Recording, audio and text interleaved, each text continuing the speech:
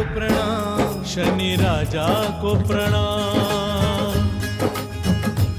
शनि साधिका doctor Vibhashri दीदी जी का संक्षिप्त परिचय। श्री शनीश्वर तीर्थ क्षेत्र शनि आश्रम चिकल थाना छत्रपति संभाजी नगर महाराष्ट्र की आप संस्थापिका हैं। आपके इस शनि आश्रम में ही 24, 25, 26 जून 2023 को एक भव्य पंचतत्व महोत्सव पंच महाभूत लोकोत्सव का आयोजन हुआ था। पंचतत्वों की सुरक्षा और संतुलन के माध्यम से जीवन रक्षा के लिए इन पंचतत्व महोत्सव में राष्ट्रीय संत सम्मेलन का आयोजन हुआ। इस आयोजन के प्रथम दिन का दीप प्रज्वलन अनेक महामंडलेश्वरों पीठाधीश्वरों ने मिलकर किया। संपूर्ण कार्यक्रम का आयोजन और संचालन प्रसिद्ध एस्ट्रोलॉजर साधिका डॉक्टर विभाश्री दीदी जी ने ही किया, जिनके व्यक्तिगत निमंत्रण पर भारत के अनेक राज्यों से 100 से भी अधिक संत महात्मा सदगुरु आध्यात्म शिरोमणि श्री शनि आश्रम छत्रपति संभाजी नगर महाराष्ट्र की पावन भूमि के संत सम्मेलन में पधारे थे और पूरे महाराष्ट्र क्षेत्र से भी लगभग 500 संत महात्माओं प्रवक्ताओं विद्वानों ने भी इस आयोजन में भागीदारी निभाई और प्रमुख वक्ताओं ने अपने अपने उद्बोधन से लोगों को मंत्रमुग्ध भी किया, जिसमें कोल्हापुर महाराष्ट्र के कनेरी मठ के पीठाधीश्वर स्वामी अदृश्य काट सिद्धेश्वर स्वामी जी, अखिल भारतीय गोसेवा संघ रायपुर छत्तीसगढ़ के प्रमुख दूधाधिधारी मठ के मठाधीश महामंडलेश्वर श्री राजेश्री महंत श्री राम सुंदर दास जी महाराज प्रमुख थे। साथ ही बीजेपी के राष्ट्रीय प्रवक्ता श्री सुधांशु त्रिवेदी और नारी रत्न राजेश्वरी मोदी उर्फ राज दीदी नारायण रैकी सत्संग परिवार मुंबई ने अपनी ओजस्वी मोटिवेशनल वाणी से सभी को मंत्रमुग्ध किया। 3 दिनों में 30 से अधिक वक्ताओं को सुनने का सौभाग्य मिला। शनि साधिका डॉक्टर विभाश्री दीदी जी के द्वारा संचालित इस राष्ट्रीय संत सम्मेलन की ज्ञानवर्धक झलकियां शनि साधिका दीदी जी के ही ज्ञानवर्धक कार्यक्रम सुभारती टीवी के सुभारती संवाद साधिका डॉक्टर विभाश्री दीदी जी के साथ कार्यक्रम का महत्वपूर्ण हिस्सा भी बनी। इस पूरे त्रिदिवसीय संत सम्मेलन में साधिका डॉक्टर विभाश्री दीदी जी की सुपुत्री अभिनेत्री विभूति शर्मा जी ने अपना महत्वपूर्ण योगदान दिया और सभी संत महात्माओं अतिथियों की स्वागत व्यवस्था को संभाला। जय शनिदेव। सुभारती संवाद देखने वाले सभी दर्शकों को साधिका डॉक्टर विभाश्री दीदी का नमस्कार, प्रणाम, जय शनिदेव। दर्शकों, आज हम चिकित्सा संबंधी बात लेकर आए हैं। हमारे पास बहुत सारे प्रश्न आए हुए हैं, जिस प्रश्न में कहा गया है कि आप बिना किसी औषधि के लोगों का इलाज करती हैं और आपकी मंत्र चिकित्सा से, नेचुरोपैथी चिकित्सा से, ज्योतिषी चिकित्सा से बहुत सारे लोग अच्छे हो रहे हैं। तो आप शुगर की बीमारी के बारे में, ब्लड प्रेशर की बीमारी के बारे में हमें बहुत अच्छी जानकारी दीजिए, जिससे कि हमारी दवाइयाँ छूट जाएं, जिससे कि हम बिना किसी औषधि के अच्छे हो पाएँ और पहले जैसे हो जाएं। ऐसा मिलता जुलता प्रश्न हमारे कई लोगों ने हमसे पूछा है और आज हम उसी पर चर्चा करने जा रहे हैं। मैं अपने एक्सपीरियंस के आधार पर जो मैं चिकित्सा शिविर लगाती हूँ हर जनवरी महीने में प्रतिवर्ष, उसके आधार पर, और जो मैं ट्रीटमेंट देती हूँ लोगों को ज्योतिष मार्गदर्शन के समय में, उसके आधार पर, या ज्योतिष की डॉक्टर होने के नाते या ज्योतिष के चिकित्सा के कार्य को संभालने के नाते मैं मेरे अनुभव के आधार पर आज आपको अद्भुत चिकित्सा बता रही हूँ। और जो चिकित्सा आप सुनेंगे, जानेंगे, उसको आज से ही फॉलो करना शुरू कीजिए। मेरा विश्वास है कि आपकी औषधियाँ छूट जाएंगी और आप पूरी तरह से स्वस्थ हो जाएंगे। सबसे पहले तो किसी परेशानी का कारण समझिए। यदि कोई चीज़ सूख गई है तो सूखने का कारण है उसकी जड़, और जड़ पर यदि हमने पानी नहीं डाला तो वह पौधा सूखा ही रहेगा, हरा भरा नहीं रहेगा। तो उस बीमारी के लक्षण को देखिए, उसकी जड़ पर जाइए, उसके कारण को पता लगाइए। चलिए आते हैं आपके प्रश्न पर। शुगर की बीमारी है तो कैसे अच्छी होगी, कब अच्छी होगी, क्या करना पड़ेगा, क्या ट्रीटमेंट लेना पड़ेगा और कैसे नियमों का पालन करना पड़ेगा। तो देखिए, पहले शुगर की बीमारी का कारण समझिए। अनियमितता का दूसरा नाम शुगर है। हमारा खान पान, सोना, दैनिक कर्म सब कुछ अनियमित हो तो एक दिन ऐसा आता है कि व्यक्ति शुगर का पेशेंट बन जाता है। कैसे? जब हमें परमात्मा ने भोजन करने के लिए कहा गया तब हम सोए रहे और हम उठे नहीं। जब हमें सोने का समय परमात्मा ने दिया तो हमने जागा और जागकर हमने भरपेट भोजन किया। जो समय जिस चीज़ के लिए निर्धारित था उस समय हमने वो काम ना करके कोई दूसरा अन्य कार्य किया, अनियमितता का दूसरा नाम शुगर है। जैसे अपनी मन मर्जी से सोकर उठना, अपनी मन मर्जी से कभी सुबह नहाना, कभी दोपहर को नहाना, कभी शाम को नहाना, कभी 8 बजे, कभी 9 बजे, कभी 10 बजे, जब आपकी सुविधा हुई तो आपने स्नान कर लिया, जब आपकी सुविधा हुई तो आपने नाश्ता कर लिया, जब आपकी सुविधा हुई तो आपने चाय पानी कॉफ़ी जो भी पीना है वो पी लिया। पर एक निश्चित समय नहीं है कि भाई कौन से समय में ये यदि मैं लूँ तो इससे मुझे ज़्यादा फ़ायदा मिलेगा और ये गलत समय में लेने से मुझे नुकसान होगा। तो जब आप अनियमित समय पर सोकर उठते हैं और अनियमित समय पर आप स्नान करते हैं और अनियमित समय पर नाश्ता करते हैं और गलत समय पर भोजन करते हैं तो वह सबसे पहले शुगर का बीजारोपण आपके शरीर के अंदर में करने का कारण बन जाता है। नियम कहता है, आयुर्वेद कहता है कि जो पित्त की बेला होती है 10 बजे से 2 बजे के बीच में हमें भोजन कर लेना चाहिए। 10 बजे से 2 बजे के बीच में भोजन ना करके हम दोपहर का भोजन 4-5 बजे कर रहे होते हैं या फिर सुबह 10 बजे के पहले खा के निकल गए होते हैं। हमें जो पित्त पचाने का काम करता है, जो पित्त हमारे भोजन के लिए जठराग्नि पैदा करता है, हमें उसका लाभ नहीं मिल पाता और जैसे जैसे जठराग्नि शीतलता में बदलने लगती है हम भोजन की तैयारी करते हैं। तो जो व्यक्ति एक निश्चित समय पर भोजन नहीं करते या जो भोजन के लिए समय बना है उस समय को ध्यान में नहीं रखते तो वो व्यक्ति आगे चलकर धीरे धीरे शुगर पेशेंट बन जाते हैं। इसी तरीके से अनावश्यक रूप से ज़्यादा भोजन के साथ पानी का इस्तेमाल करना, अनावश्यक रूप से भोजन के समय में वार्तालाप करना, अनावश्यक रूप से अधिक मीठा खाना, अनावश्यक रूप से कुछ ऐसी चीज़ों को ज़्यादा बार बार खाना जिनमें ग्लूकोज और शुगर की मात्रा ज़्यादा होती है तो भी कई बार हम शुगर के पेशेंट बन जाते हैं। इसके अलावा अनावश्यक मानसिक तनाव में रहना, कारण कुछ नहीं है पर हमने कारण बना रखा है, निराकरण हम सोचते नहीं हैं, पॉजिटिव सोचना हमने बंद कर दिया है, 24 घंटा निगेटिव धुन हमारे दिमाग में भरी रहती है। तो जो निगेटिविटी है और जो पॉजिटिव चीज़ का आप त्याग कर चुके हैं ऐसे से आप शुगर को जन्म देते हैं। अनावश्यक जब टेंशन एक सीमा को पार कर जाता है तो व्यक्ति पेशेंट बन जाता है शुगर का, शक्कर की बीमारी का।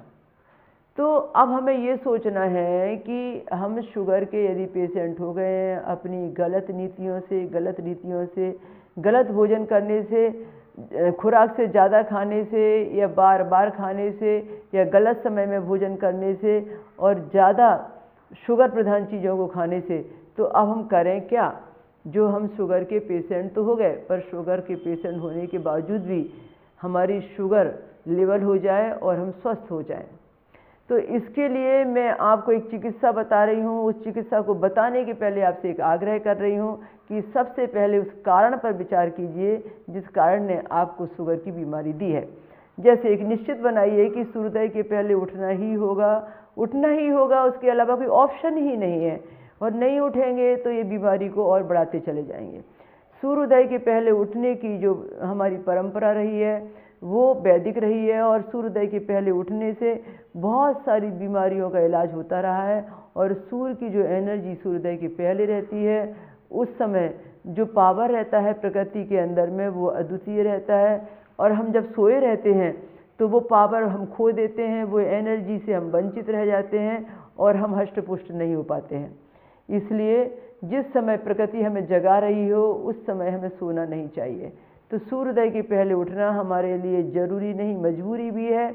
उसके बाद में सेकंड ऑप्शन ये है कि जब आप सोकर उठते हैं उसके समय में आप 20 मिनट के अंदर अंदर में भरपूर पानी का सेवन कीजिए। चिकित्सा ये कहती है कि आप जितना ज़्यादा सोकर उठने के बाद में पानी पीते हैं, और पानी भी गर्म या गुनगुना लेना है, ठंडा नहीं लेना है, तो जितना ज़्यादा आप गर्म पानी का सेवन करते हैं उतना ज़्यादा आपकी बॉडी की क्लीनिंग होती है। जो रात्रि भर हमने सोकर विषैले तत्वों को पैदा किया है, अंदर अंदर कुछ विषैली चीज़ें जमा हो गई हैं, जो कि पानी पीने के माध्यम से, शौच के माध्यम से निकल जाना चाहती हैं, और हमें ऐसा करना चाहिए कि सोकर उठने के बाद में हमें गर्म पानी का सेवन करना चाहिए।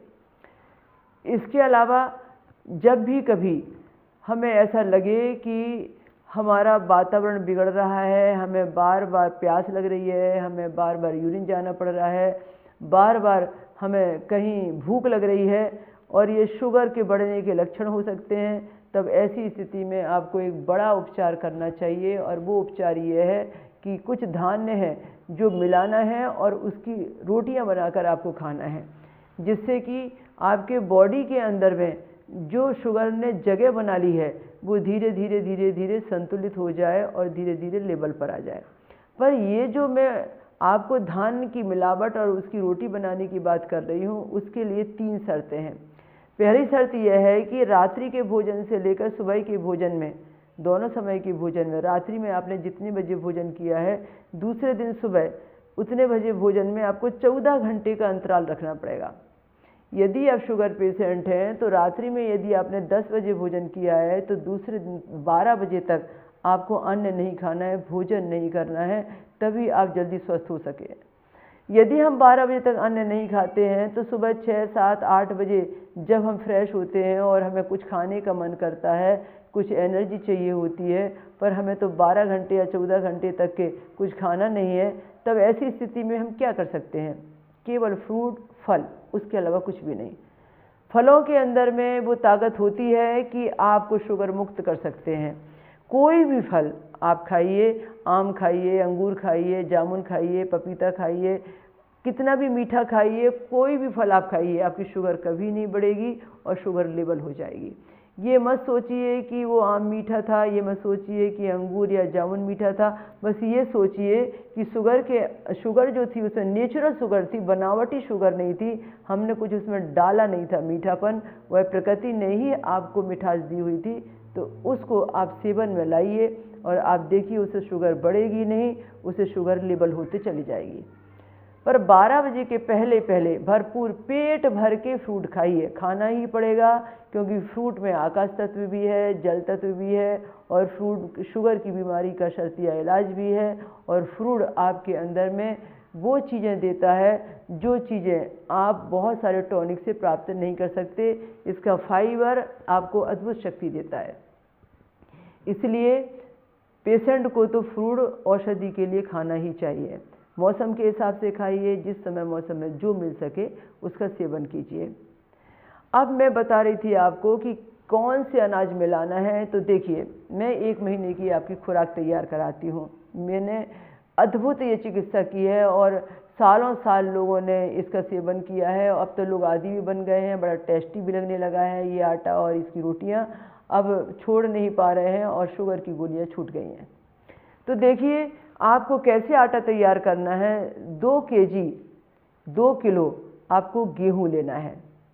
उस गेहूँ के साथ में आधा किलो आपको बाजरा लेना है, आधा किलो मक्का लेना है, और आपको उसके अंदर 1 पाव यानी 250 ग्राम मेथी दाना लेना है, 200 ग्राम खसखस लेना है। पहले गेहूँ है, फिर बाजरा है, फिर मक्का है, फिर जो मटकी कहते हैं शुद्ध हिंदी में उसे मोठ कहते हैं, तो मोठ भी है, अब वो भी आधा किलो है।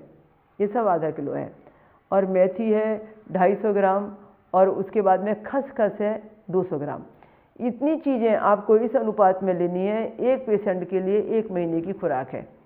इसे पूरा साफ़ सुथरा तैयार कर लीजिए, इसका आटा तैयार कर लीजिए। अब इसकी दैनिक प्रतिदिन भोजन प्रणाली में रोटियां बनाना शुरू कीजिए। जैसे हम बाजरे की और जवारी की और गेहूं की रोटी बनाते हैं, ठीक इसी प्रकार से इसकी 2 रोटियां बन जाएंगी। आप नमक डाल के भी बना सकते हैं, घी डाल के बना सकते हैं, गरम करके घी लगाकर खा सकते हैं, जैसी आपको स्वादिष्ट लगे। पर मैंने देखा है कि स्वादिष्ट लगती है, ख़राब नहीं लगती। फिर आपको आदत लग जाती है, फिर आपको ऐसा लगता है कि इसी रोटी में स्वाद आ रहा है। तो ये ब्लड की सफाई करती है, ये लीवर की सफाई करती है, ये आपके विकारों को साफ करती है और ये आपको उज्ज्वल और स्वस्थ बनाती है। इसलिए ये रोटियां यदि आप 2 बार भोजन करते हैं तो दोनों बार के भोजन में ये 1-1, 2-2 रोटी शामिल कीजिए। 1 बार भोजन करते हैं तो 1 बार के भोजन में शामिल कीजिए। पर जो मैंने अनुपान भेद बताया है, जो मात्रा बताई है आपको, वो 1 महीने की ही खुराक है, तो 1 महीने के अंदर उसे ख़त्म हो जाना चाहिए। आप ऐसा ना करें कि आप सादा रोटी ज़्यादा ले लें और ये जो औषधि के लिए आपको चिकित्सा है इसे कम कर दें। नहीं, ऐसा नहीं होना चाहिए। तो मैंने आपको मेरे अनुभव के आधार पर ये चिकित्सा बताई। इस चिकित्सा का जो मूल कारण है वो है आपके ब्लड के अंदर में शुगर की मात्रा का बढ़ना, और उसको कम करने के लिए जो मेथी है वो बड़ी सहायक होती है। किसी मीठी चीज़ का मीठासपन कम करना है तो उसमें कड़वी चीज़ मिला दीजिए, और मेथी कड़वी सबसे ज़्यादा है। जब हम आटे में मेथी मिलाते हैं तो उसके शुगर को, उसके ग्लूकोज को वो ख़त्म कर देती है।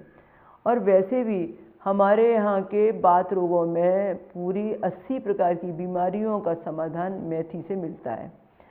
तो हम बात कर रहे थे शुगर पेशेंट के लिए कि उसे क्या क्या करना चाहिए स्वस्थ रहने के लिए। तो आपने देखा कि उस व्यक्ति को जिसको ये बीमारी है, उस व्यक्ति को ये आटा तैयार करना है और इसकी रोटियां खाना है, नियमित रूप से उसका सेवन करना है।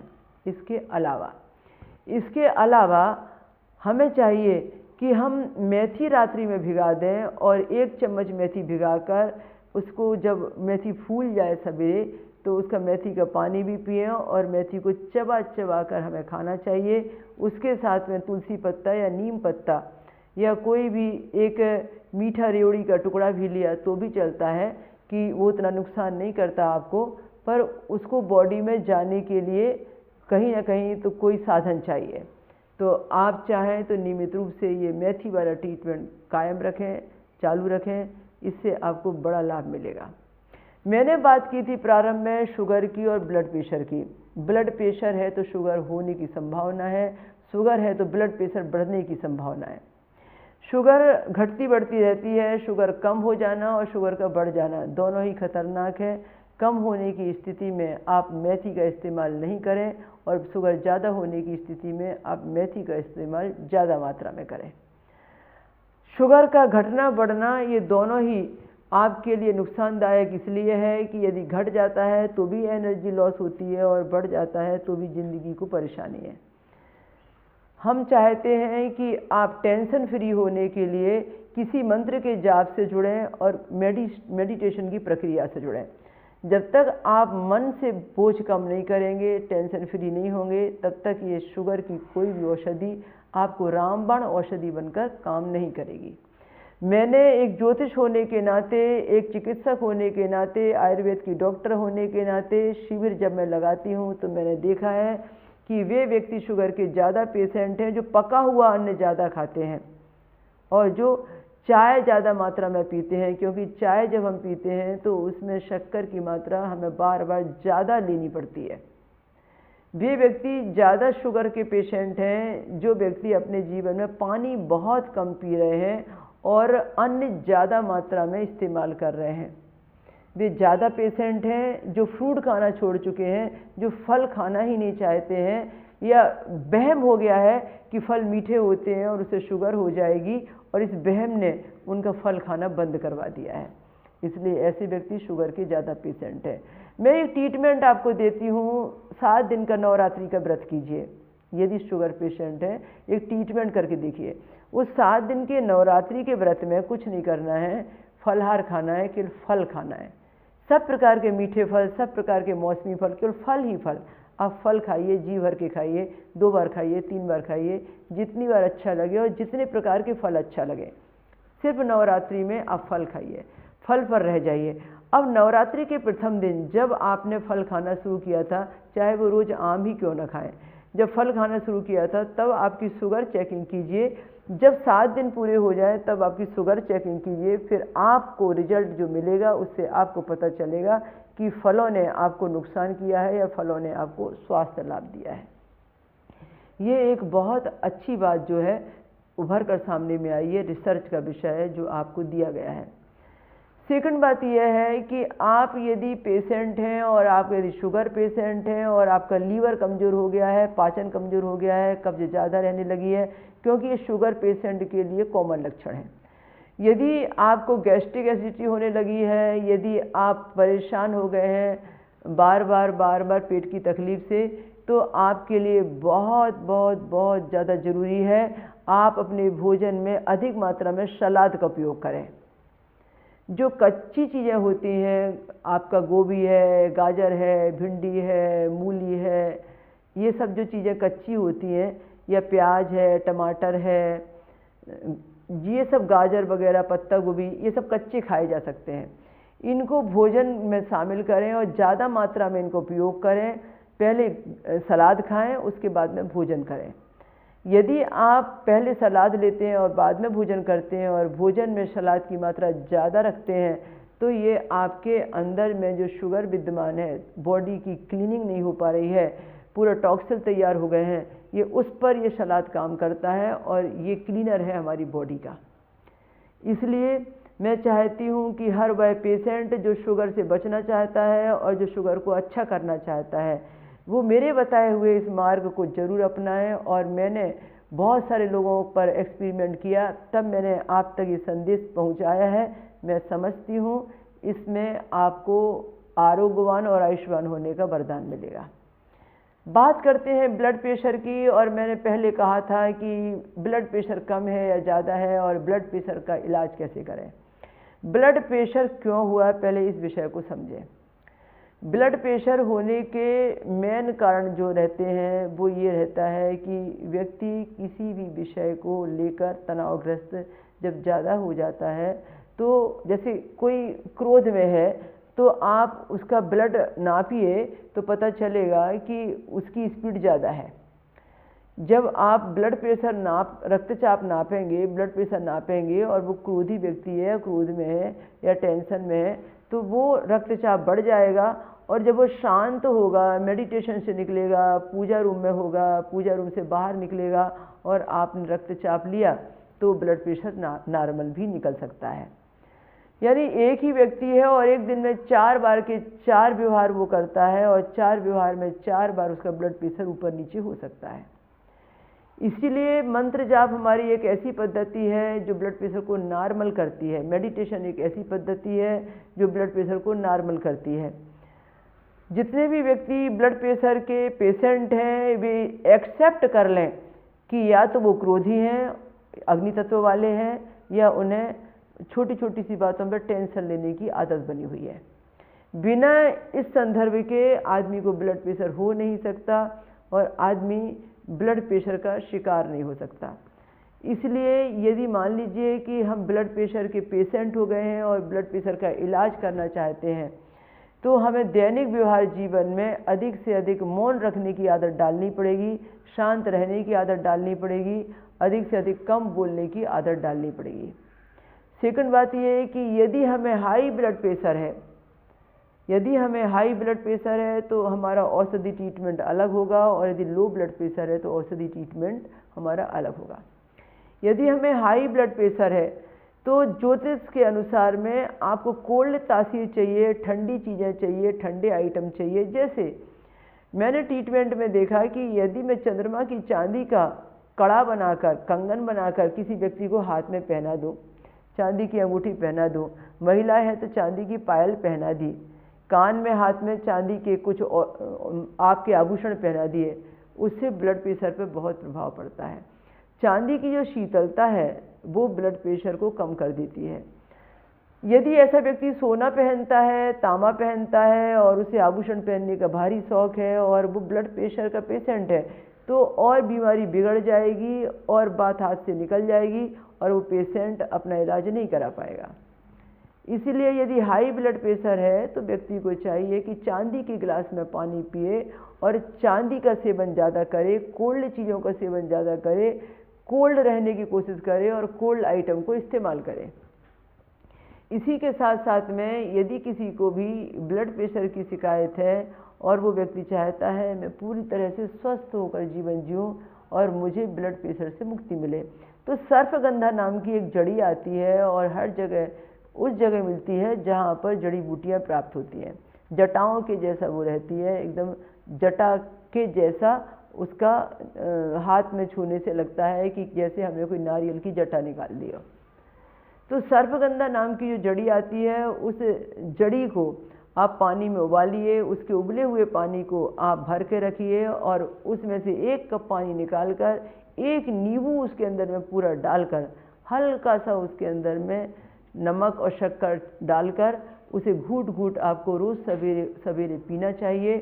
ऐसा करने से आपके ब्लड प्रेशर को बहुत नॉर्मल होने का अवसर मिलेगा।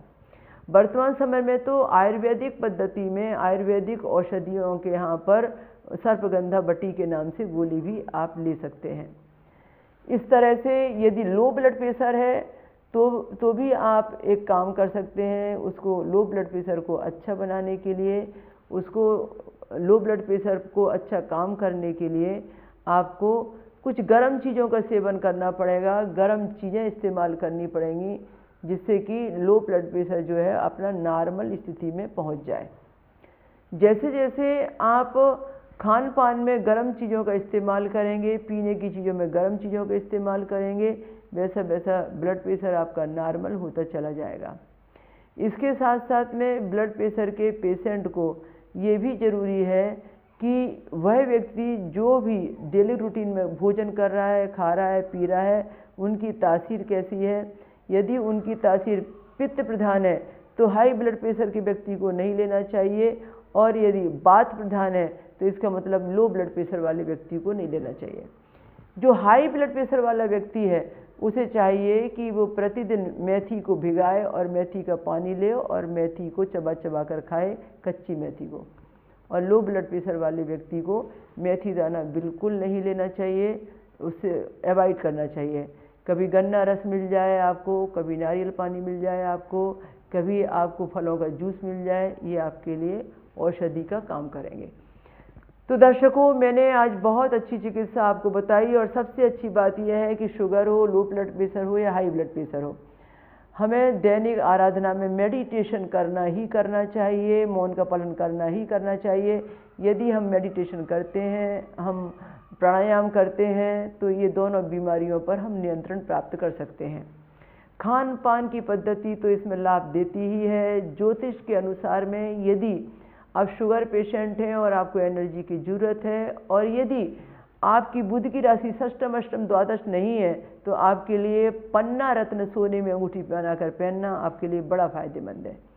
और यदि आप ब्लड प्रेशर के पेशेंट हैं और षष्टम अष्टम द्वादश सूर्य आपके यदि नहीं है, तो आप सूर्य रत्न माणिक पहन सकते हैं, जिसका रिलेशन ब्लड प्रेशर से है, और माणिक पहनना आपके लिए ब्लड प्रेशर के इलाज के लिए अच्छा साबित होगा। आपके प्रश्नों का हमें इंतज़ार रहेगा, आपके सुझावों का इंतज़ार रहेगा। अगले शनिवार फिर हम किसी न किसी चिकित्सा को लेकर आएंगे, इसी समय इसी कार्यक्रम में सुभारती संवाद साधिका दीदी के साथ। तो हम चाहते हैं कि आप हमारे YouTube चैनल को ज़रूर से ज़रूर देखें। श्री शनि आश्रम औरंगाबाद महाराष्ट्र के नाम से जो YouTube चैनल है, और दूसरा YouTube चैनल साधिका डॉक्टर विभाश्री दीदी के नाम से है। हमने बहुत सारी चीज़ें उसमें डाली हुई हैं, और बहुत सारे रोगों के निवारण और बहुत सारी ज्ञानवर्धक बातें आपको उसमें देखने सुनने को मिलेंगी। आप उसे सब्सक्राइब भी कर सकते हैं।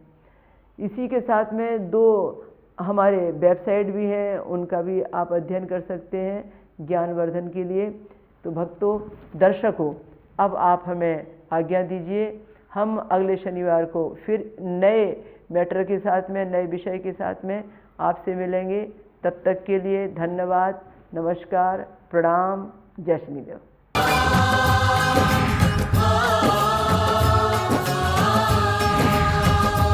शनि देवा को प्रणाम, शनि राजा को प्रणाम।